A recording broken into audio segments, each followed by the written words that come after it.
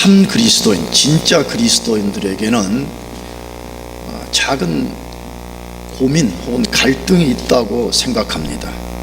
여러 가지가 많이 있을 것 같아요. 그러나 그 중에 하나가 우리가 어떻게 하면 이 세상에 선한 영향력을 주고 살 수 있을까 하는 고민이라고 생각합니다. 만일에 이 고민이 없다면 우리가 진짜 그리스도인인가를 진지하게 고민해 볼 필요가 있다고 생각합니다. 만약에 진짜 우리가 복음을 이해한 참 그리스도인이라면 우리가 어떻게 우리가 사는 이 세상에 선한 영향력을 줄 수 있을까에 대한 고민이 있어야 된다고 생각합니다. 아니, 잘 살고 못 살고 영향을 주고 못 주고는 두 번째 문제이고 일단 거기에 대한 고민이 있어야 된다고 생각합니다. 왜냐하면 성경은 우리 그리스도인들에게 세상에 선한 영향력을 주는 사람이 되라고 명령하고 있기 때문에 그렇습니다. 선택이 아니고 명령입니다. 여러 성경 말씀에 그것을 명령하고 있는데 그 중에 가장 대표적인 것이 여러분이 잘 아는 마태복음 5장 13절에서 16절 말씀인데, 여러분이 잘 아는 구절이에요. 여기 보면 우리는 세상의 소금이요 세상의 빛이라 이렇게 되어 있습니다. 우리는 세상의 소금이요 세상의 빛이라 그렇게 말하는 거죠. 왜 하나님이 우리를 세상의 소금과 빛이라 말했느냐 하면 그 말에 반대 의미가 세상 속에 담겨 있다는 것이죠. 소금은 맛을 내는 역할도 하지만 부패를 방지하는 거잖아요. 세상 자체는 지금 맛을 잃어버린 세상이고 세상 자체는 굉장히 화려하고 멋있게 보이지만 부패하고 있다는 거요. 그래서 우리 보고 그 속에 들어가서 소금 노릇하라는 거잖아요. 그 다음에 또 하나가 우리 보고 빛 노릇하라는 건데 이것도 같은 원리예요. 세상을 하나님은 어둠으로 보고 있는 거예요. 세상 사람은 어둠 속에 있다고도 표현을 하지만 세상 자체가 어둠이라고 표현하고 있어요. 그 어두운 세상에 그리스도인들이 들어가서 빛 노릇하라라고 말씀하고 있습니다. 그런데 문제가 하나 있어요.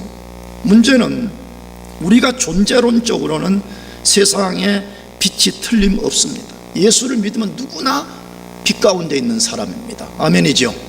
아니 무슨 빛이 조금 되어가고 안 되어 그런 게 아니고 과거에 우리는 어둠이었는데 빛 대신 예수님 안에 우리가 들어가게 되면 누구든지 진짜 그리스도인이 되면 존재론적으로 빛 가운데 거하는 빛인 것입니다. 그런데 실제론에 있어서는 그렇게 살지 못한다는 거예요. 다시 말하면 진짜 내가 빛 가운데 있음에도 불구하고 빛 노릇 잘 못하고 살 때가 너무 많은 것 우리가 잘 알잖아요. 빛 노릇 잘 못해요. 소금 노릇 잘 못해요. 세상에 선한 영향을 잘 미치지 못하는 것 우리가 부정할 수가 없잖아요. 그러면 어떻게 우리가 세상에 선한 영향을 주는 사람이 될 수 있을까요? 어떻게 그것이 가능할까요? 저는 그것이 절대 우리의 구호로 된다고 생각하지 않습니다. 우리의 지혜와 우리의 이론으로 될 수 있는 것이 아니라고 생각합니다. 성경은 단호하게 말하기를 우리가 하나님 손 안에 있고 그분의 손에 붙잡힐 때만 가능하다고 말씀합니다. 이게 성경이 가르치는 원리예요. 어떻게 우리가 세상에 선한 영향을 줄 수 있는 사람이 될 수 있냐? 우리가 하나님 손 안에 있거나 혹은 그분의 손에 우리가 붙잡힐 때만 가능하다고 말해요. 이거 없이는 불가능한 거예요. 이거 없이는 절대로 안 되는 것이에요. 하나님 손 안에 있을 때만 가능하고 우리가 그분 손에 붙잡혀서 있을 때만 가능하다고 말씀해요. 그 사실을 요셉을 통해서 증거하고 있어요. 요셉, 우리가 지금까지 창세기를 읽으면서 만나는 요셉을 통해서 증거하고 있습니다. 요셉은 우리가 알듯이 일개 노예였습니다. 노예. 아니 그는 거기에서 무슨 위대한 사람이 아니고 애굽의 관점에서 보면 정말 아무 가치 없는 일개 노예였습니다. 그런 노예가 당시에 강력한 권세를 가진 바로와 애굽 역사에 엄청난 영향을 주었다라고 소개하고 있습니다. 아니 일개 노예가 어떻게 뭐 이 단어를 쓰기는 그렇지만 거의 절대 권력을 가진 바로와 당시의 패권 국가인 애굽 역사에 엄청난 영향을 줬다라고 말해요. 어떻게 그럴 수 있냐는 것이에요. 한 일개 노예가 어떻게 그 역사의 물줄기를 바꾸는 사람이 될 수 있었냐는 거예요. 그렇다면 먼저 요셉이 끼친 영향의 구체적 내용이 뭐였어요? 그거 우리 지금까지 계속 소개했던 걸 우리가 다시 한번 생각해 보는 거예요. 그게 뭐지요?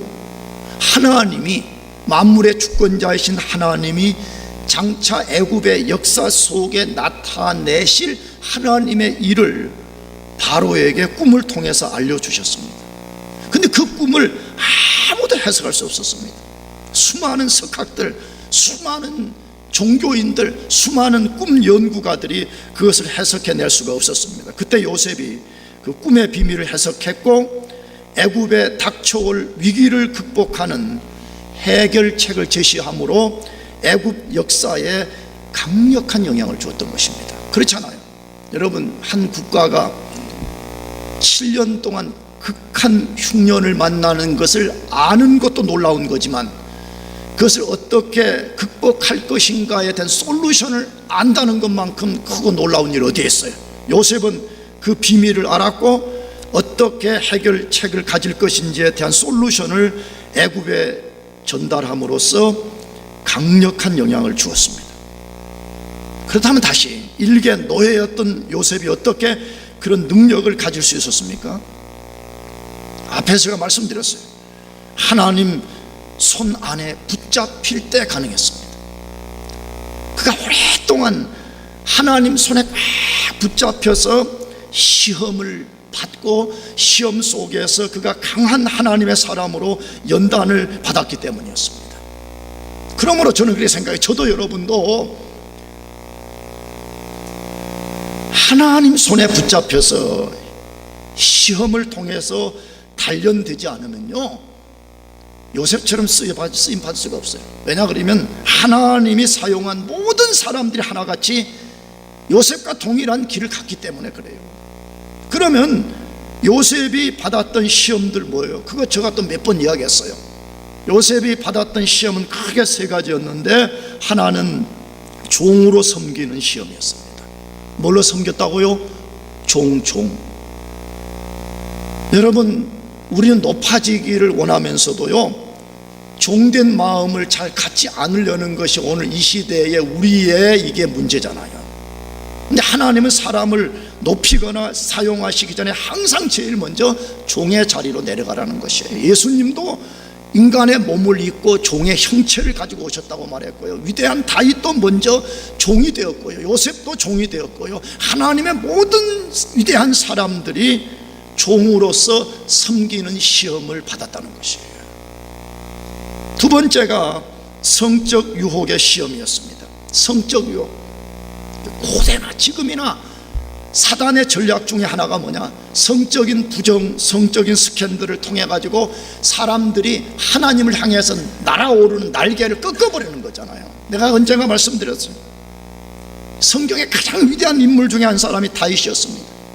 근데 다윗의 생애를 우리가 잘 읽어보면 다윗은 우리아의 아내 바세바라는 여자와 성적 스캔들을 일으키기 전에, 사실 스캔들이란 말은 좀 안 좋은 거죠. 성폭행을 하기 전까지는 다윗은 전쟁에 한 번도 패한 적이 없었어요. 그러나 그 사건 이후에 다윗이 가면 패하는 거예요. 왜 그런 거예요? 날개가 꺾여버리는 거예요. 그래서 사단이 때로 우리 날개를 꺾기 위해서 성적인 유혹으로 우리를 시험한다는 것이에요. 요셉은 그 시험을 극복해냈어요. 세 번째는 사람들로부터 철저히 잊혀진 채에 감옥에서 부당한 대우를 받는 시험이었습니다. 이게 가장 아프고 힘든 시험이지요. 왜? 사람들은 누구나 좀 자기 드러내고 싶잖아요. 목사도 그런 것 같아. 글쎄, 나도 이게 녹음되니까 조심은 다른 목사님들 모르겠어요. 나는 그래. 나는 그렇게 못해서 그러지 자꾸 세상에 나 좀 드러내보고 싶은 모든 사람들에게 나를 기억해 주기를 원하잖아요.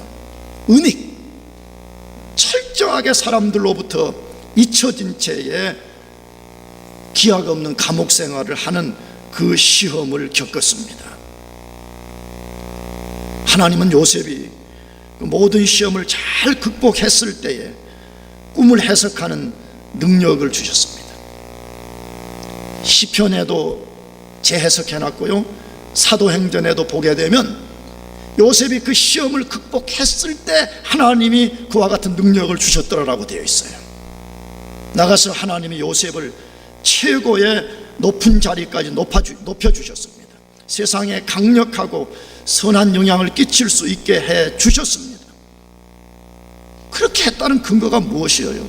우리가 이따가 자세히 만나겠지만 바로와 그의 신하들과 백성들이 요셉의 말을 인정했고 그의 모든 지시를 따랐던 것입니다. 어떻게 일개 노예가 그런 영향을 줄 수 있었다고요? 어떻게 노예가 말이에요, 노예가 그런 영향을 줄 수 있었냐는 거예요. 그것은 그가 하나님의 손에 붙잡혔기 때문인 것입니다. 그리스도인은 이 세상에서 어떤 사람들입니까? 그리스도인은 이 세상에서 어떻게 살아야 됩니까? 세상에 선한 영향을 주는 사람이어야 됩니다. 우리 모두는 요셉과 똑같은 자리에 올라갈 수는 없습니다. 그렇잖아요. 한 나라의 총리가 한 명밖에 안 되는데 크리스찬들은 수천 명, 수만 명인데 우리가 문자적으로 다 똑같이 요셉처럼 될 수가 없습니다. 그러나 선한 영향을 주는 데 있어서는 요셉과 똑같아야 됩니다. 꼭 내가 총리가 아닐지라도 내가 선한 영향을 주는 데 있어서는 요셉과 똑같은 원리를 드러내야 되는 것입니다. 그것이 어떻게 가능하다고요? 다시 우리가 하나님의 손에 붙잡힐 때만 그것이 가능하다고 말씀해요. 그러므로 저와 여러분들이 신앙의 목표를 분명히 정합시다. 하나님 손에 붙잡히는 것을 목표로 잡아요. 아멘. 그것을 목표로 해요. 자꾸 우리가 신앙생활 하다 보면 착각하는 경우가 많아. 하나님의 손에 붙잡히려고 하지 않고 자꾸 다른 것으로 어떻게 해보려고 그러는 거예요. 여러분, 그런 것은 오래 갈 수도 없지만 그런 것으로는 세상에 선한 영향을 줄 수가 없는 것입니다. 그러면 우리가 하나님의 손에 붙잡히면 세상에 어떤 영향을 줄 수 있는가 하는 것이에요. 첫 번째, 세상에 하나님과 그의 신비를 증거하는 사람이 될 수 있습니다. 우리가 하나님 손에 붙잡힌다면 제일 먼저 우리가 이 세상에 줄 수 있는 영향이 하나님을 증거할 수 있다는 거예요. 할렐루야. 하나님 그분을 우리가 이 세상에 증거하는 사람이 될 수 있다는 것이에요. 그것을 오늘 본문 41장 37절 38절에서 말씀해요.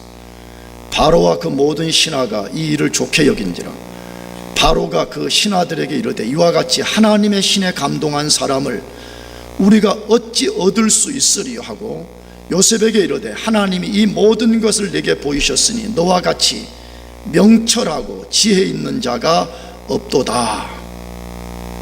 뭐 소개한 것이에요? 요셉이 바로의 꿈을 해석하고 그 다음에 그 대책까지 완전하게 알려줬을 때에 그들이 그 말을 듣고 놀란 반응을 거기 소개한 것이죠. 근데 뭐 반응했다 그렇게 말해요? 먼저는 요셉의 해석과 대책을 받아들였다고 되어 있어요. 여기 보니까 그 바로와 그 모든 신하가 이 일을 어떻게 여겼어요? 좋게 여겼더라 그렇게 되어 있어요. 그러니까 왕이요, 이제 7년 풍년이 들고 7년 엄청난 흉년이 찾아올 것이니까 거기에 대한 대책을 이렇게 하십시오 하는 이 말을 좋게 여기고 이것을 받아들였다 그렇게 말해요. 이게 놀라운 이야기예요. 왜 놀라운 이야기냐? 아니 무슨 경제학자가 말한 것도 아니에요. 미래학자가 그걸 지금 말해준 것도 아니에요. 요셉은 지금 바로 앞에 일개 누구였다고요? 노예였어. 노예. 그것도 애굽 출신 노예가 아니고 애굽인들이 가장 혐오하는 히브리인 중에 팔려온 한 노예가 그것을 말하는 것이에요. 나가서 아직 7년 풍년과 흉년이 아직 눈앞에 펼쳐지지도 않았어요. 아직 펼쳐지지 않을 꿈 이야기 갖고 한 것인데 바로와 그의 신하들이 그것을 받아들였다 그렇게 말해요. 그것을 받아들였다고. 여러분, 어떻게 이것이 가능할 수가 있어요? 무엇으로 이걸 설명할 수 있겠어요? 그렇잖아요. 아니 아까도 말 요셉이 좀 유명한 경제학자고 미래학자라면 논문도 막 수천 편씩을 내고 그런 학자가 와서 말한다 그러면 조금 들을 가능성이 있는데, 아니 감옥에 지금 금방 갇혀 있다가 지금 끌고 나온 일개 노예가 와서 말하는 것을 어떻게 그 당시에 패권 국가요 거의 절대 권력을 가진 바로가 그것을 받아들일 수 있었냐 하는 것이에요. 이거는 인간의 이성으로 설명할 수 있는 것이 아니에요. 그래서 인간의 어떤 말로 설명할 수 있는 것이 아닌 거예요. 어떻게 그것이 가능할 수 있었다고요? 하나님이 요셉과 함께 하시고 그를 붙잡고 계셨기 때문인 것입니다. 우리가 요셉 스토리를 읽으면서 우리가 꼭 잊어버리지 말아야 될 것이 하나가, 요셉의 닉네임이 하나님이 함께하는 사람이었다는 것입니다. 하나님이 요셉과 함께 하시고 요셉이 하나님의 손에 붙잡히게 될 때에 요셉이 도저히 인간적으로는 불가능해 보였지만 그가 바로와 애굽인들에게 강력한 영향을 줄 수 있었다는 것이에요. 그 강력한 영향이 뭐라고요? 첫 번째로는 하나님을 세상에 증거하게 되었습니다. 요셉이 섬기는 여호와 하나님을 애굽 사람들에게 증거할 수 있었습니다. 애굽에는 수많은 신들이 있었다고 소개하고 있죠. 그 근거 중에 하나가 출애굽기 이스라엘 백성들을 출애굽시킬 때 하나님이 10대 재앙을 내린 것들이, 그 대상들이 다 애굽인들이 섬긴 신들이었잖아요. 심지어 바로도 신으로 추앙을 받았습니다. 그러나 그런 신들이 참 신이 아니라는 것을 하나님이 여지없이 드러내죠. 그 근거가 뭐죠? 하나님이 꿈을 통해 하나님 자신의 놀라운 계시를 드러내줄 때 애굽의 신들이 알아차리지 못했습니다. 만약 애굽의 신들이 진짜 신이었다면 그 신들을 섬기는 종들에게 그 신들이 꿈의 비밀을 알려줬어야 되는, 아무도 해석할 수 없었다는 것입니다. 왜? 그 신들은 거짓 신이었기 때문에 그런 것입니다. 물론 바로의 신하들이 요셉이 증거하는 하나님을 얼마만큼 정확하게 이해했는지는 의심이 많이 가요. 왜? 이 본문 히브리어 원문 혹은 영어 성경을 읽어보면 요셉은 하나님을 말할 때 항상 정관사를 붙여요. 그 하나님, 다시 말하면 여호와 하나님을 말하는 거죠. 근데 바로는 대답할 때 그 하나님의 정관사를 빼버린 채 답을 하고 있는 것을 보면 요셉이 이해한 만큼 여호와 하나님을 이해하지는 못했는지 모르겠어요. 그러나 안 거예요. 무엇을? 애굽의 수많은 신들 다 거짓이라는 거예요. 진짜 인생과 국가와 민족의 위기가 왔을 때 그런 신들은 해결할 수 없는 신이라는 것을 안 것이죠. 요셉이 뭐 했다고요? 자신이 섬기는 하나님만이 참 신인 것을 증거했다는 것입니다. 저는 우리 그리스도인들이 이 세상에서 할 일이 많이 있지만, 여러 종류 여러 방법 다 있지만 가장 위대한 것은 우리를 통해서 보이지 않는 하나님을 이 세상에 증거하는 거예요. 동의하십니까? 우리 자신이 왜 존재하는가? 교회가 왜 존재하는가? 교회는 비즈니스 때문에 존재하는 것이 아니에요. 교회는 하나님의 존재를 알지 못하는 이 세상 가운데 하나님이 살아계시고 그분이 만물의 창조주요 그분이 만물의 섭리자라는 것을 증거하는 것입니다. 그러므로 저는 개인적으로 그렇게 생각해요. 가장 위대한 그리스도인이 누구냐? 이 세상에 가장 큰 영향을 끼치는 사람이 누구냐? 보이지 않는 하나님을 이 세상에 증거하는 사람이라고 생각하는 것입니다. 나가서 요셉이 어떤 영향을 끼쳤어요? 하나님의 손에 붙들리면 얼마나 놀라운 일들을 만들어낼 수 있는지를 증거한 것입니다. 누구든지, 그 사람이 노예든지 노예가 아니든지 하나님의 손에 붙들리기만 한다 그러면 우리 인간들이 상상할 수 없는 일들을 만들어낼 수 있다는 것을 증거한 것입니다. 요셉은 애굽의 최고의 종교인들, 최고의 석학들이 알아낼 수 없는 꿈의 비밀을 알아냈고 애굽의 위기에 대한 대책을 알려주셨습니다. 그래서 바로가 요셉을 가리켜서 하나님의 신에 감동한 사람을 우리가 어찌 얻을 수 있으리요? 그렇게 말해요. 하나님의 신에 감동한 사람을 그렇게 표현해서, 물론 이거는 원문 성경을 번역도 아니고 그냥 의역을 해버린 거예요. 거의 해석에 가까운 수준을 한 것인데, 원문에 이렇게 되어 있어요. 하나님의 신이 그 안에 있는 사람을 우리가 어찌 얻을 수 있으리요? 그렇게 말했어요. 뭘 말하는 거야? 요셉이 어떻게 그렇게 될 수 있었냐는 거야. 일개 노예가 어떻게 그렇게 할 수 있었냐? 그것은 하나님의 신이 그 안에 있었기 때문이라는 게, 할렐루야. 나는 이걸 믿는 사람이에요. 나는 물론 위대한 목사도 아니고 무슨 다른 사람들과 비교해서 위대한 사람도 아니지만, 나는 나 자신을 비교해 볼 때 나는 이걸 절대 믿는 사람이에요. 내가 언젠가도 말씀드렸지만, 나는요, 여러분이 생각하는 것보다 훨씬 어리석은 사람이에요. 훨씬 미련한 사람이에요. 훨씬 공부도 못한 사람이에요. 내가 그런 사람이 여러분같이 뛰어난 사람들 앞에서 설교를 할 수 있는 것은요, 절대 나의 지혜와 나의 능력이 아님을 나는 알고 있어요.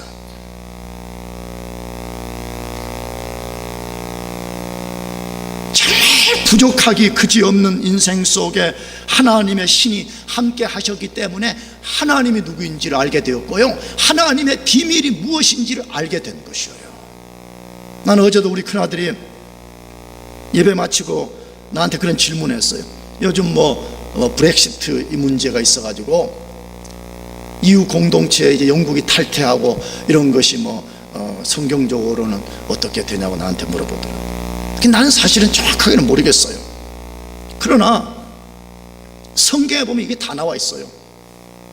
브렉시트 이런 단어는 안 나와 있지만, 다니엘서를 읽어보게 되면 하나님이 다니엘을 통해 가지고 소개한 것이 느부갓네살이 꾼 꿈 금신상. 내가 지난 중간에 말씀드렸잖아요. 세상을 금신상에 비유해서 소개한 거예요. 근데 금신상이라 그러면요, 우리 같으면 밑바닥 부분이 이게 단단해서 금신상을 지탱하게 만들어야지 정상이잖아요. 근데 거기에 금신상의 구성 부분을 보면 머리, 가슴, 허벅지, 발, 종아리, 발 요 부분까지 보게 되면요, 갈수록 약한 금속, 심지어는 나중에 하면 금속과 흙이 이 10발가락에 이렇게 딱 이렇게 조합되어 있는 그런 그림으로 소개했어요. 뭐 말하죠?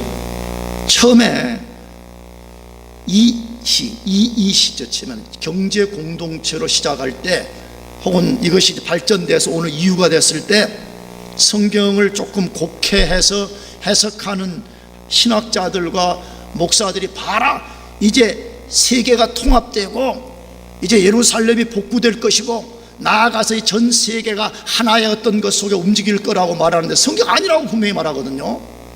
성경은 오히려 언젠가 깨져버릴 거라고 말해. 그 금신상이 언젠가는 이게 지탱도 못할 뿐더러 뜨인 돌에 의해서, 하늘나라에서부터 날아온 뜨인 돌에 의해서 그것이 무너질 것이라고 그렇게 말하는 거예요. 그런 나 같은 이제 미래를 공부한 사람도 아니고 무슨 경제학자도 아닌 사람 입장에서는 말빨이 잘 안 서는 거죠. 왜? 그런 거 믿지 말아라 그래도 말도 안 되는 무식한 목사라고 그럴지 모르겠어요. 그러니까 말은 안 하지만 속으로 생각하고 있어. 반드시 그대로 되지 않을 것이다. 언젠가 깨지고 말 것이다. 백투 예루살렘, 그 전부 다 틀린 거거든요. 근데 그거 다 갖다 붙이는 거예요. 성경 해석을 자기 하고 싶은 대로 해가지고 갖다 붙이는 거예요. 예루살렘이 다시 복구될 것이고 뭐 어쩌고 저쩌고. 속으로는 나는 절대 그렇게 되지 않는다고 생각하고 있어요. 놀라운 것은요, 시간이 지나가고 나면 성경 그대로 된다는 거예요. 그러니까 뭘 배우냐? 나는 미래학자도 아니고 나는 경제학자도 아니지만, 우리가 하나님의 성령에 의해서 요셉과 같이 하나님의 계시를 이해하게 되면 놀라운 일들을 우리가 보게 된다는 거예요. 놀라운 일들을 우리가 알게 되고 우리가 그것을 행할 수 있는 그런 능력을 갖게 된다는 거예요. 교회 밖의 사람들은 우리가 거론할 필요도 없어요. 교회 안에 있는 사람들 중에서도요, 하나님의 신에 감동이 되면 그런 것은 교회에서나 써먹는 건 줄 알아요. 그래서 성령 충만을 받아라. 죄를 버리고 기도해서 정말 성령 충만한 사람이 되라 그렇게 말하면 종교 광분자들이 하는 건 줄 알아요. 그런 거는 다 교회에서 그냥 뭐 찬양이나 부르고 뭐 교회 봉사하고 설교하고 성경 공부하고 그런 일에만 좀 쓰여지는 거 아니에요? 그렇게 착각하는 사람들이 얼마나 많은지 몰라요. 성경은 절대 그렇지 않다고 말해요. 하나님의 신의 감동이 되면 신의 감동된 사람이 단순히 종교 영역에서만 쓰여지는 것이 아니라고 요셉을 통해서 지금 증거하고 있잖아요. 요셉이 무슨 지금 예배당에 가가지고 지금 하는 일이 아니잖아요. 한 국가의 운명을 결정하고 한 국가가 만난 위기를 해결하는 그 놀라운 일들을 지금 해나가고 있다고 말씀하고 있잖아요.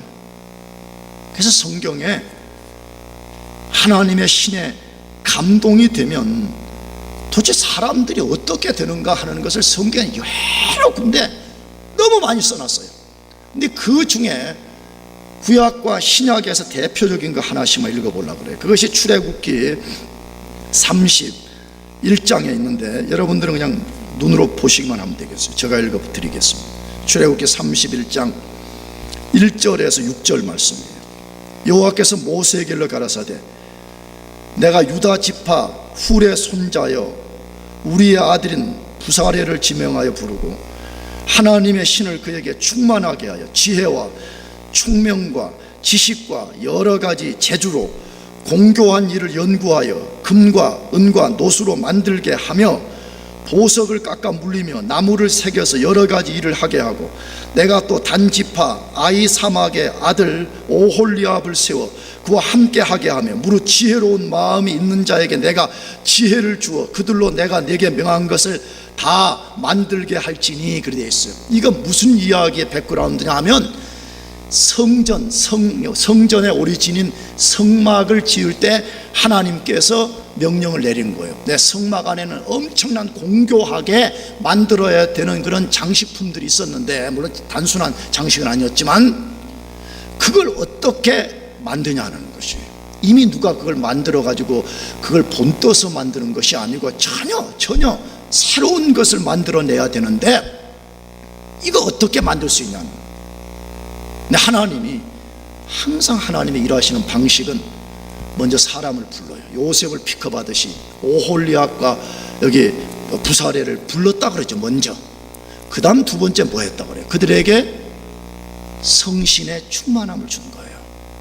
하나님의 신을 그들에게 충만하게 주어가지고 성전을 만드는 그 모든 것을 공교하게 만드는 사람이 되었다 그렇게 말하고 있는 거죠. 아니 목사님 그 종교와 관련된 거 아니에요? 맞습니다. 그러나 여러분 종교이기 이전에 성막이라고 하는 어떤 건물을 짓는 거 아니에요? 그 속에 여러 물건을 만드는 거 아니에요? 어떻게 그걸 공교하게 만들어낼 수가 있었어요? 분명히 그렇게 말씀했잖아요. 하나님이 성신으로서 하나님이 그에게 지혜를 주실 때에 그들이 그런 공교한 것을 만들었다 그렇게 돼 있잖아요. 신약에 가서는 사도행전 4장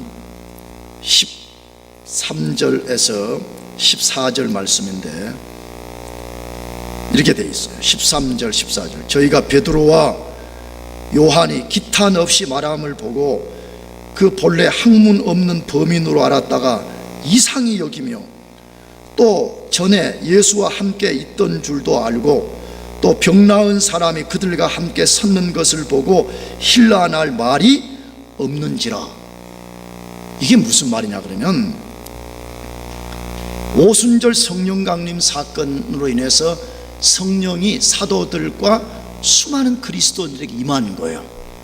그래서 이 사람들이 과거에는 예수 따라가다가 두렵다고 다 도망간 사람들이 예수를 증거하기 위해서 예수를 대적하는 종교 집단들 속에 들어가서 복음을 전하기 시작하는 거예요. 그래서 수많은 사람들 3,000명 5,000명들이 회심하고 돌아올 때 유대 종교 지도자들이 시기심이 생겨요. 왜? 사람들이 다 자기 따라가 버리니까, 그들 따라가 버리니까. 그래서 처음에는 이제 잡아다가 위협, 나중에는 감옥에 가두고 막 이런 일이 벌어진 거예요. 근데 4장에서는 이제 위협을 한 거죠. 너희 앞으로 예수 증거하지 말라. 사도들을 잡아다가 위협한 거예요. 그래서 이제 풀려나와 가지고 베드로가 담대하게 복음을 전하는 거예요. 그 4장을 보게 되면 예수 그리스도의 십자가의 의미가 무엇인가를 담대하게 전하게 될 때에 그 말을 들었던 종교 지도자들이 깜짝 놀라는 거예요. 왜 깜짝 놀라요? 다시 13절, 저희가, 여기 저희는 종교 지도자들 말이에요. 저희가 베드로와 요한이 기탄 없이 말함을 보고 그 본래 학문 없는 범인으로 알았다가 이상히 여기며, 그렇게 말해요. 무엇 말하는 거예요? 학문 없는 범인으로 알았다가 이상이었다는 말이, 이게 무슨 말일까요?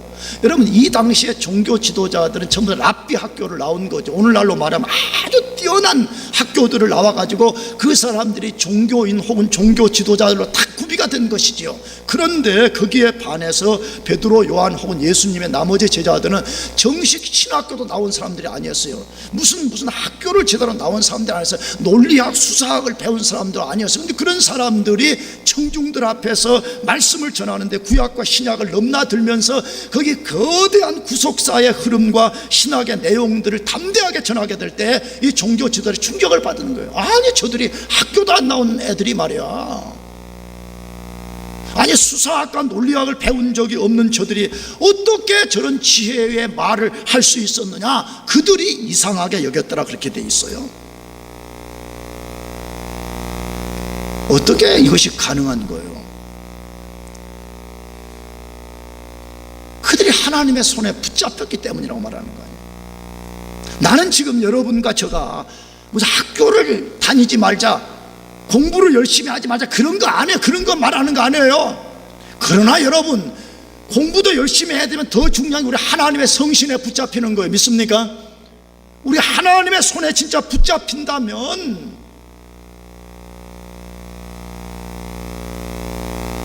세상이 알 수 없는 걸 알게 되잖아요.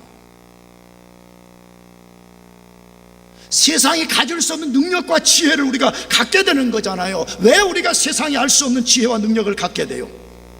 하나님이 만물의 창조주이시고요, 창조주이신 그 하나님이 만물 속에 하나님이 모든 원리를 넣어 놓았습니다. 믿습니까?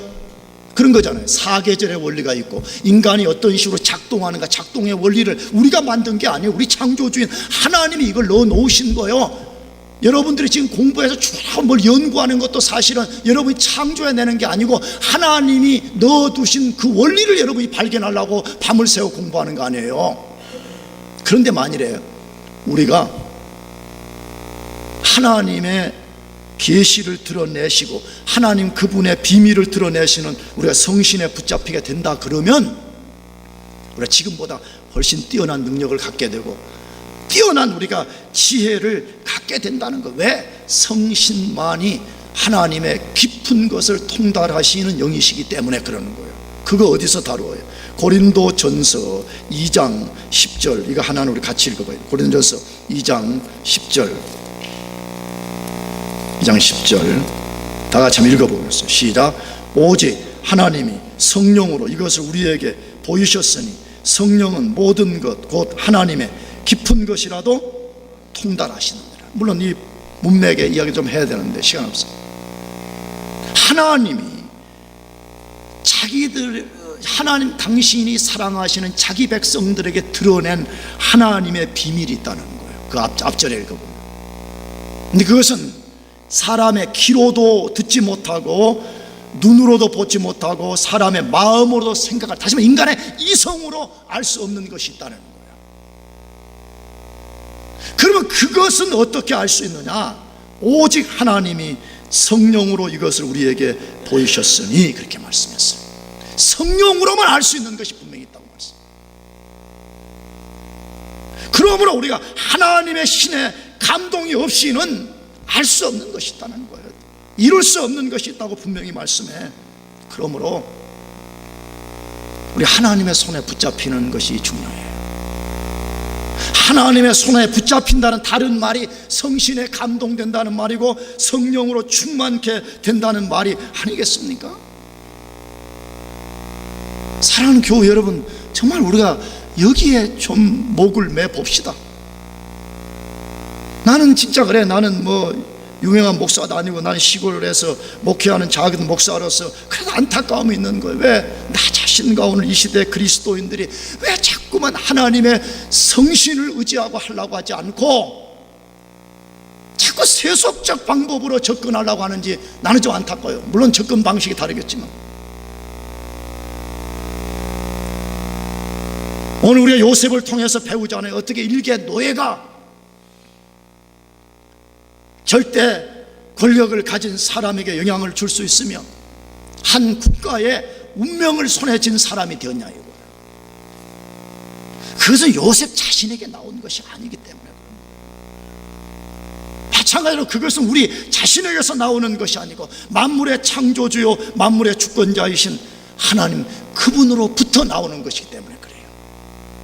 그러므로 저와 여러분들 모두가 하나님 손에 꽉 붙잡혀서 이 세상에 선한 영향을 끼치는 그런 사람들이 되기를 축복합니다. 기도하겠습니다. 다 같이 자리에서 우리 일어나셔서